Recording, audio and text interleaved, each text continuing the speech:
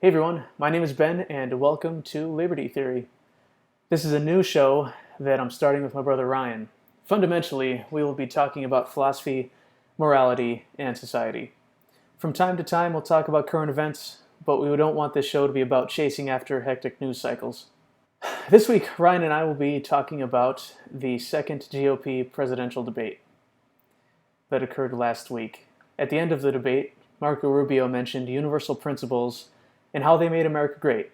So we're going to be talking about exactly what are universal principles and how those in the debate may or may not have a consistent belief system. Okay, everyone, I'm Ben, and this is my brother Ryan, and we're going to get right into it. I'm going to talk about the GOP debate that happened last week. Let's start off with you, Ryan. You got any points you want to start off with?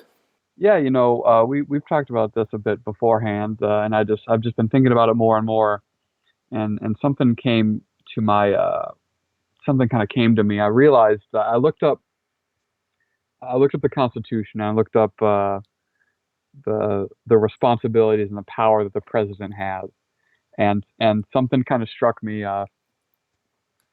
Most debates you listen to, about 90% of it is about issues, about whether it's a social issue, a foreign policy issue, so on and so forth, and reading what the president is in charge of and actually responsible for, it seems so disproportionate to uh, to what a president's actually supposed to do. So I just want to read them off real quick. It's Sure. command the military, make treaties and appointments, give pardons. He's actually responsible to give a State of the Union address, make recommendations to Congress, receive foreign representatives. Uh, the big one, well, one of the big ones is faithfully execute the laws that Congress passes, and then commission Right. officers. So I was thinking about these and then thinking about what people think of when they think president, and what do people debate during presidential debates, and it's like they're debating to become congressmen because all they talk about is issues, and I just kept thinking to myself, this is not what a president does, and Right. that what that really made me think of is the office of the president has just completely become detached from what it was supposed to be doing, Exactly. I because would now we agree have there. presidents. Yeah, now we have presidents that are it's not technically true, but they're basically legislating from the executive office. Oh, definitely. Uh, Yeah, with executive orders. Yeah, definitely. yeah. and and so there's so many things that were absolutely brain dead and silly about this debate, but trying to put it back into perspective about what the president's actually supposed to be doing, he's almost an administrator in the Constitution. You know, Right. Yeah. he's like a general and an administrator, Yeah. basically. Yeah. And he's turned into this near king-like figure with the power of executive order. Um, Sure. and so we find ourselves in this ridiculous spot where the conservative party, the small government party, is forced into this big government position where they have to say they love small government, they love limited government, they want to reduce it, but they can't even help talking like they're running for king of the United States. Oh, yeah. Without a doubt. Yeah. That actually kind of reminds me of all their closing statements, Oh yeah, sure. and where they each basically gave their own utopian uh, vision of the future that they would bring in if they were president. Like every one of them literally said everything will be better, everyone will have jobs. I think Trump said something Yep. to the effect of like, "We'll have just more Yeah. of everything, and Yeah. and everybody will love us and respect us." Like, holy shit! Like you're just the president, and like there's a Yeah. legislator and all that sorts of stuff. And that also reminds me of a quote from Penn He said, well, I saw this on a meme on the internet, and his name was Sure. underneath it, so I'm just It's got to going be him. to assume it's him, and it sounds like he said it. But he said, the president should have so little power that it doesn't matter who he is, instead of having so much power that it doesn't matter who he is. And Oh, sure, yeah, and sure. that sounds kind of in line with what the Constitution originally envisioned the office of the president to be, instead of what we have people running for now, which it just does seem to be, kind of lord of the Yeah. U.S. and able to, turn the tides and change economies and whatnot. Yeah, yeah, that's definitely the truth. There is a little bit of if there's a couple things to criticize about the way our government was set up originally, there is a little bit of dissonance between the strict limiting of powers and the fact that the president can veto into oblivion when the Congress is slightly split. So there definitely, Right. there definitely is a little bit of difference there with the president could constitutionally be extremely powerful and extremely disruptive. Right. But Just by vetoing. Right. Yep. but the days of being limited uh, by constitutional powers are just it's so unthinkable to be limited by that even the great power that he was given is just taken for granted. Right. Yeah. That is. Yeah. That's almost when you think about the the actual powers of the president, even when they are expanded upon like they are now, the real power is not in what he can do, but in what he can stop. Sure. As Yeah. far as Yep. legislation goes, of course, I mean, nowadays vetoing stuff is very politically costly, and the other side Yep. can beat you over the head Yep. if you veto something that they like, and then elections can swing things. But yeah, it is it is true. Like a president in a theory of democracy or a republic that I like, a president would be more in charge of just stopping things instead of trying to do stuff. Speaking of stopping things instead of being an active uh, role in making something happen, faithfully executing the law is a big stopping point for I think for basically anyone to be president, especially in this country because there's a law that everyone will say I'm not going to enforce that. Right. Whether it's a drug law or an abortion law or tax laws for your buddies. Oh, There's right. Yep. being the president and assuring that the laws get executed in your country. Like you have to actively dis disobey your moral compass in order to do that because there's such a swath of uh, of immoral laws that pretty much everyone can agree on that there's something wrong with our laws. Uh, that there seems to be a dissonance there where we elect presidents for their moral character to uphold our laws, but a president has to use discretion as to what laws they enforce because there's too many and there's too many bad laws. Right. Yeah. So, Yeah. And yeah, you're limited by law enforcement and prison space, yep, and what is actually like morally justified in enforcing. You're right. Yeah. yep. And so that's if we're talking about natural limiting factors that could have stopped this massive growth, that could have been a limiting factor, you know, some number of decades or a century and a half ago at some point. The executive could have said, I can't enforce all these laws, guys. You know, True. Yeah. I'm you know, the Justice Department can only get so big before I can even, have any meaningful say about the laws that we're executing on a day-to-day basis. Oh, Um, yeah. Yep. Not enforcing the law, not enforcing federal law is an impeachable event. And Right. Yep. these guys have to choose not to enforce the law all the time. At Oh, least, yeah. Yeah. And at, then at, the attorney general. I'm sure every attorney general from all time is guilty of, yeah, not prosecuting the president or you know any bureaucrat for not enforcing every law that they're responsible for. Yeah, when you think about it. yes, this really could have been a sort of natural limiting on the amount of laws that we have and the stringentness of those laws, but we just blew right past the point where we could even enforce all the laws we have. And Yeah. so that really undermines. So on the one hand, we have the things that a president is supposed to be doing. Those are all being undermined, or a lot of them are being undermined. And then all the things that a president's not supposed to be doing are just, blowing up in the proportion that they're happening. Um, Oh, yeah, absolutely. And that's probably a function more of central banking and fiat currency and the government having a lender of last resort to fund anything they want. Where, oh, yeah, yeah, whereas that's is much more enabling to government growth than trying to get everybody to agree and enforce the idea that, oh yeah, if the president doesn't enforce all the laws, we should actually punish him. yep. That's a really hard thing to do.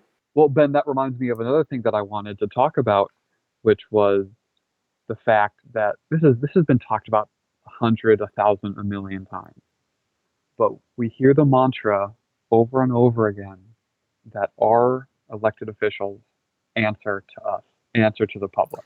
Yeah.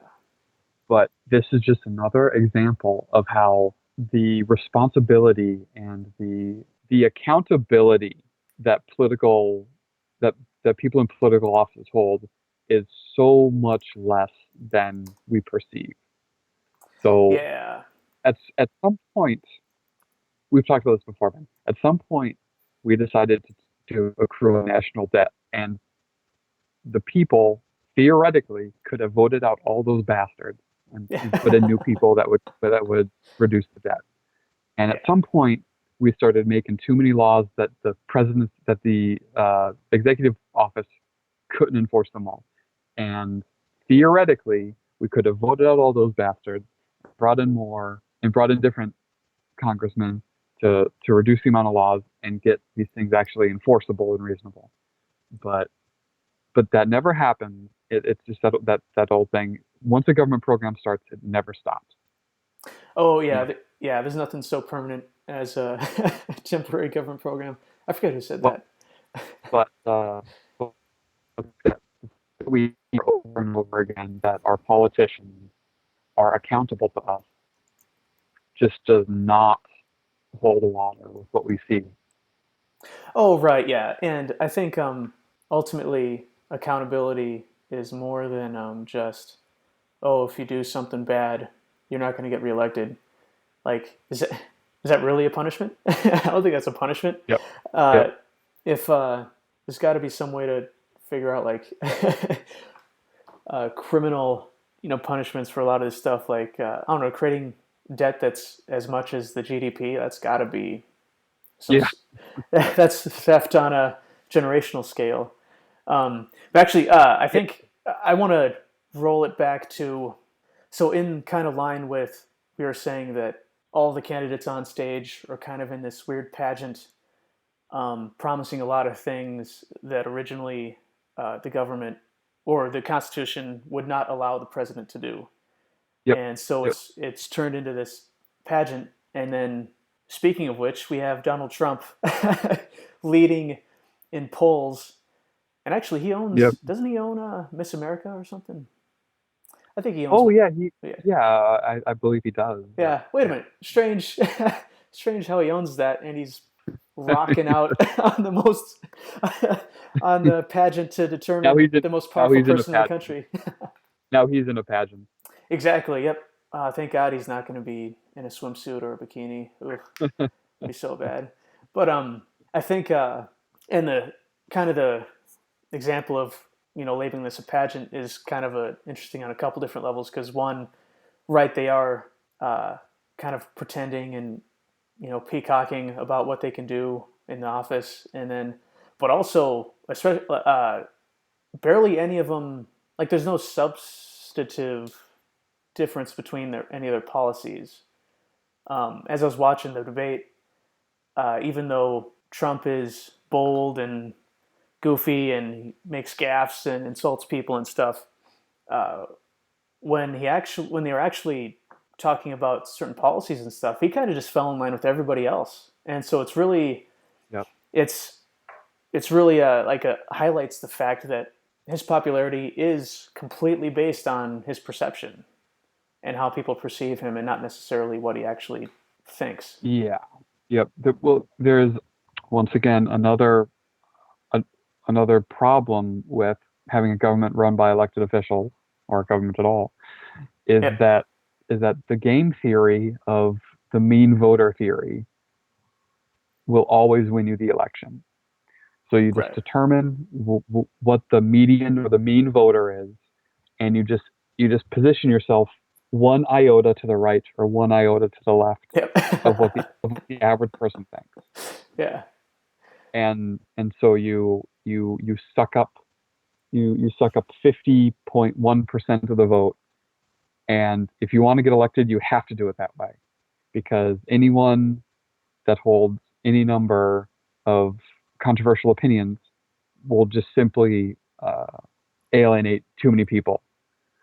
So Yeah.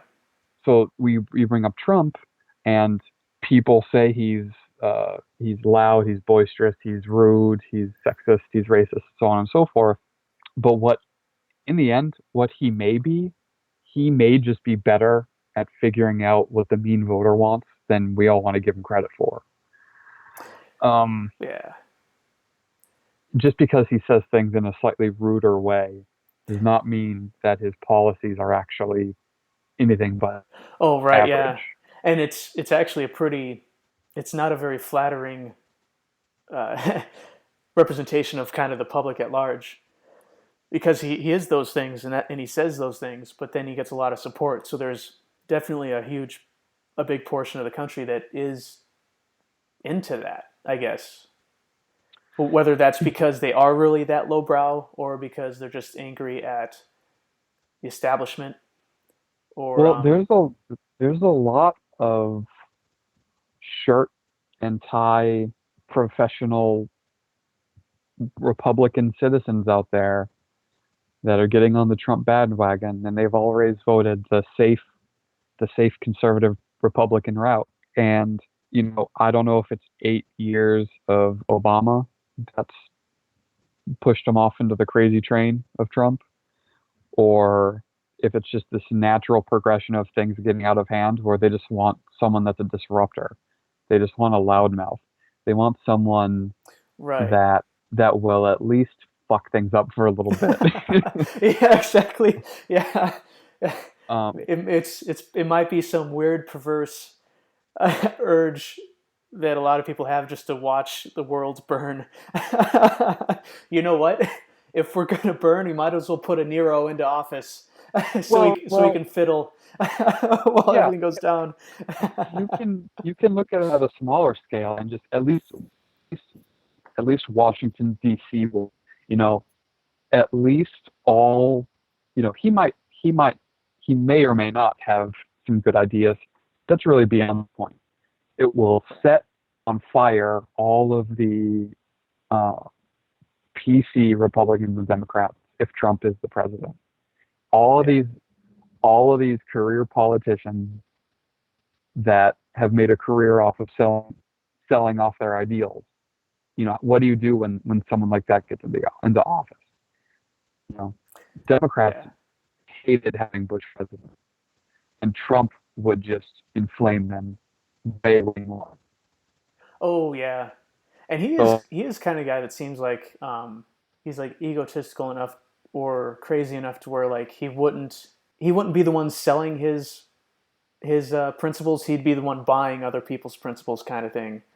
He seems like a well, because I think he has spent as he's a businessman and he's connected with politicians, so and he yeah, has said that he's spent his fair share of time like lobbying politicians. So it would be it'd be weird to have somebody uh, Trump who go from lobbying to governing instead of the normal route from yeah. governing or Have you representing to lobbying.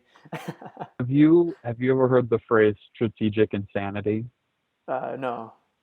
Oh, it's I believe it came from a Russian general. He said, "You can't you can't fight the Americans because they employ strategic insanity. So we can never plan against them because their strategy is just mental. So the U.S. Army's biggest strength is they're so schizophrenic and insane that you can't plan against them. Yeah. So anyway, so Trump, so maybe Trump is strategic sociopathy, and so we really need a sociopathic bastard in the White House instead of Yeah. instead of these lukewarm political bastards. We need a real crazy person. Yeah. Yeah. Somebody embraces it or doesn't even uh, realize it. Yeah. that's a little bit of if that's true, then that's a little bit of Freudian death wish going, which is what you said is this, you know, some people might just want to see the thing burned down. Yeah. And that might be good for everybody in the long Well, run. actually, Maybe not they, short run, but yeah, it might be a good cleansing fire. Yeah, yeah. maybe. Yeah. Maybe the US is like an overgrown forest. I don't know. Well, let me ask you this, Ben. You brought up the fact that uh, the word principles was said a few times, Yeah. but only one time was a universal principle. Yep. And there is a distinction there, and I wanted to get your words before we had to cut this short. Yeah. So what did that make you think of when you heard Rubio say that we were founded on universal principles? Oh, well, first it made my mind explode. uh, well, I know what I think, like, the comment on its own, the statement is pretty accurate. Like, it's something that I can totally agree with, but the issue is like with who's saying it. Because, uh, like, the Bill of Rights, we were talking about this before, the Bill of Yep. Rights, comes close to setting some universal principles, and Yep. kind of the most important one being the government should not intervene in the citizen's life, uh, or it should intervene just as little as possible. And if it does, it damn well needs a good reason for doing so. Yep. And so that I wouldn't exactly call that a total universal principle because it's kind of fuzzy about exactly what is a good reason for the government to intervene, that kind of thing that can be pushed left or right. But when somebody like Rubio says it, and like we said before, he's on the stage with 10 other people vying for the presidency, and they're assuming that the presidency has all these powers up and beyond what the Constitution gives it, means he either doesn't believe in the principles put forth by the Constitution, or he has some superseding principles that kind of dash Yep. those other ones, which he said made America great. But with a lot of his policy stances, he obviously has some principles that supersede and trump those principles that he says are so great, like Yep. like the drug So war, or yep. uh, go ahead. So he said referring to Ronald Reagan, he knew it was founded on universal principles that were powerful. The Mm-hmm. dignity of all people, human rights, the rights of all to live in freedom and liberty, and choose their own path in life. Yeah. So that's a good list of maybe universal principles. I don't know if all people have dignity. Right. You know, I don't know that. I Yeah. don't know if I don't know if uh, human rights exist in the same way that people talk about them. But the rights of all to live in freedom and liberty, but not felons. How about Right. how about illegal immigrants? How about Exactly. uh, how about children? Uh, you know, these universal principles. Some of them seem quite good Right. and logically founded. Yeah. Uh, Or even like, I'm, or a big one that a lot of people miss. What about the people in the Middle East or these countries that we're bombing? Like, what about these, uh, these innocent non-combatants that are getting killed yep. as we're trying to, shoot Hellfire missiles all over the place to kill terrorists? Yeah, so it kind of seems like if you go down the list of things politicians want to do, at some point you've got to realize that they don't really mean it when they say the rights of all to live in freedom and liberty. Right. Yeah. Um, you know, if the felon example seemed powerful to me. You're Right. literally Yeah. putting a dude in a cage. Oh yeah, and especially when you think about the number of people in prison who are nonviolent or Yep. just for consuming drugs recreationally. Um, The Brits had it right, Ben. You get an island and you just ostracize them all to that island, and you say, you know what? You guys are still free to fuck up each other's lives. Just don't do it on our island. yeah, That was smart. totally. And now it's a pretty cool country to visit. Yeah, and you Yeah, know what? They turned out okay. yeah, yeah. But of course now they're probably less free than we are in some extent. Some Yep, extent. yep. And instead of being felons, they should have just hopped on a boat and come to the U.S. That's right. Pretty much, yeah. That's But yeah, so it's. I think. Yeah, I don't think we defined universal principles quite yet, but I think we should probably just do that before we close here, just so that people kind of understand. Yeah.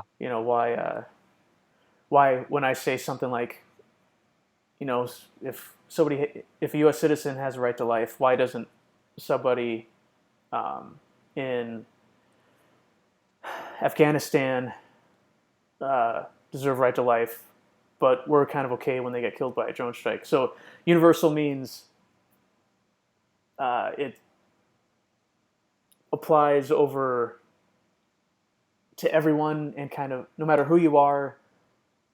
Oh man, haven't thought about this hard enough. Basically, it In time applies. and space. I'm sorry. Go ahead. Everyone in time and space. Right. Yeah. No, that's good. Perfect. Yep. So when I say universal principle, I mean a moral statement or idea that applies to everyone in time and space. It crosses over nationalities, location, socioeconomic status, genealogy, everything. And probably one of the things that trip people up the most about it is nationality, because when somebody migrates here from Mexico or some other country and they do it illegally, a lot of times we have a knee-jerk reaction to say like, oh, well, they don't get the Bill of Rights or they don't get these universal principles and protections that American citizens get just because they're not American, which seems a little silly to me to draw a line at where you were born, like something that you can't really control. So we can't go down the rabbit hole here, but you do bring up an interesting point. So this is the GOP. So this is the party of God. This is Yeah. this is the party of universal, of divine revelation and the big truths. But when Marco Rubio said universal, what he meant was U.S. citizens.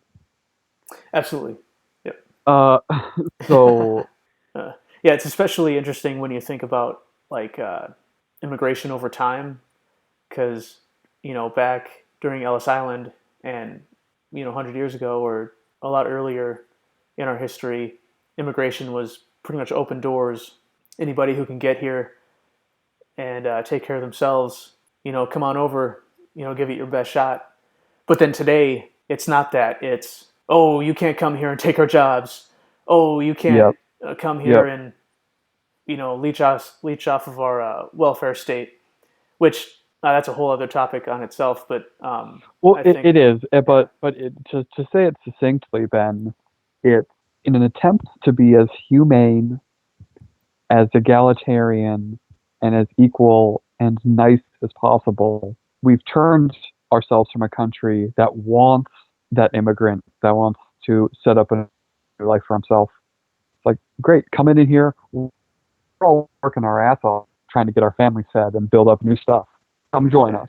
We've gone from that yeah, to, well, we have this welfare system that we really don't want to abuse, and our economy is so stagnated that we're really afraid you might take up all the low-paying jobs that we want for our unskilled adults and our kids. But that's a 7-hour discussion for some other time.